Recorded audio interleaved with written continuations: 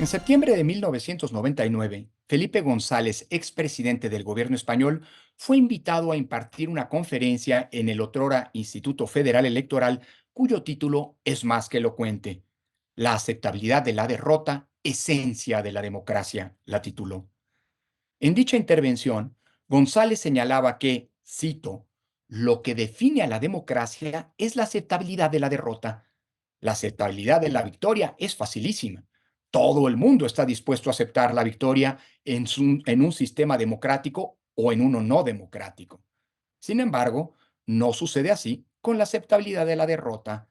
con carácter previo y posterior al momento incierto que es esencial para la democracia, aquel en el que el ciudadano vota. En efecto, la aceptabilidad ex ante y ex post, decía Felipe González, de la derrota es lo que define a un sistema democrático maduro. Efectivamente, un actor político que solo acepta el juego electoral si gana es, para decirlo sin medias tintas, un autoritario que utiliza la democracia para legitimarse. Es un jugador desleal con la democracia misma. Lamentablemente, en México tenemos una clase política muy poco comprometida con la aceptabilidad de la derrota como condición de adecuado funcionamiento de la democracia, como lo demuestra el hecho de que, en los últimos 15 años, podemos encontrar ejemplos en los que todos los partidos políticos, sin excepción, han descalificado los resultados electorales que les han sido adversos. Unos más, otros menos, pero todos han caído en la poco democrática actitud de achacarle sus derrotas a un presunto fraude cometido en su contra.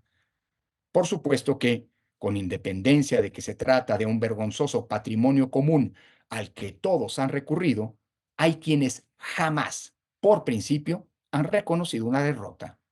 Tal es el caso de quien hoy nos gobierna, Andrés Manuel López Obrador, que invariablemente ha achacado las derrotas electorales que ha sufrido a presuntos fraudes cometidos en su contra.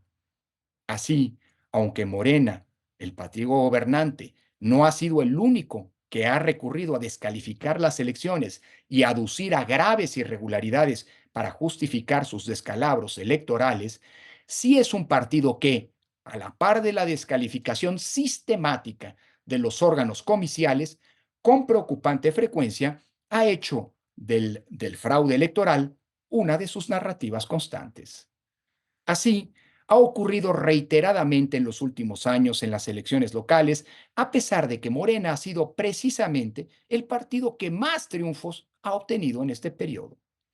Lamentablemente, es una práctica muy arraigada que hoy, en el marco de las elecciones de este año, se cierne amenazante en el complejo panorama que hoy enfrentamos. En efecto, ya hay quien ha advertido del riesgo de que se cometa un presunto fraude en las elecciones de junio por venir. Lo paradójico es que esas voces no han sido las de la oposición, a pesar del justificado reclamo e incesantes denuncias ante las autoridades electorales que han venido presentando por la indebida intervención del gobierno federal y en particular del presidente con sus dichos en el proceso electoral, sino por el contrario, quienes han levantado esas voces han sido el propio López Obrador y la que, según todas las encuestas, arrancó como favorita en las preferencias electorales, Claudia Sheinbaum. En efecto, el 12 de marzo, por ejemplo, López Obrador acusó desde su conferencia de prensa matutina que la oposición apuesta a un fraude electoral desde el Poder Judicial para lograr la nulidad de la elección. El día siguiente, consecuente en todo con los dichos presidenciales, Claudia Sheinbaum acusó que la oposición trama un golpe técnico y previó que ocurriría un fraude electoral. Lo anterior, a pesar de que Morena ha sido un claro beneficiario de las actuales reglas de la competencia democrática y de la existencia de autoridades electorales imparciales que ha garantizado hasta ahora la equidad en las condiciones de la competencia, garantías suficientes para el ejercicio del voto libre y también tener elecciones auténticas.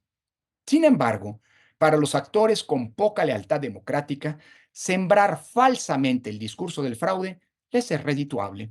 En efecto, si ganan las elecciones, haber advertido falsamente de un fraude en curso les sirve para alimentar la épica del pueblo bueno que enfrenta y vence a sus enemigos. Y si pierden, pues por supuesto, justificarse acusando haber sido víctimas de un grave fraude que habían venido anticipando.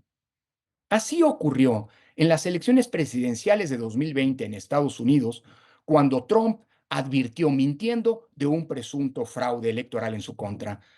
y en los comicios presidenciales brasileños de 2022, cuando Bolsonaro señaló que las urnas electrónicas que se han usado en ese país exitosamente desde hace un cuarto de siglo permitían, falsamente, una alteración de los resultados. Lo grave es que como una lección que nos viene desde fuera, vale la pena recordar que la irresponsabilidad tanto de Trump como de Bolsonaro derivaron, en un caso, en la toma violenta del Capitolio el 6 de enero de 2021 y en el otro, en la toma de la sede de los tres poderes en Brasilia en enero de 2023. En ambos casos, fue la fortaleza, hay que recordarlo, de sus instituciones la que salvó a la democracia norteamericana y brasileña frente a la deslealtad de sus mandatarios. En México, el único fraude en materia electoral que hemos padecido en las últimas décadas ha sido el fraude del discurso del fraude. Si algo hemos hecho bien en nuestro país, ha sido construir procedimientos, reglas e instituciones que nos han permitido que la voluntad depositada en las urnas por las y los ciudadanos sea efectivamente respetada.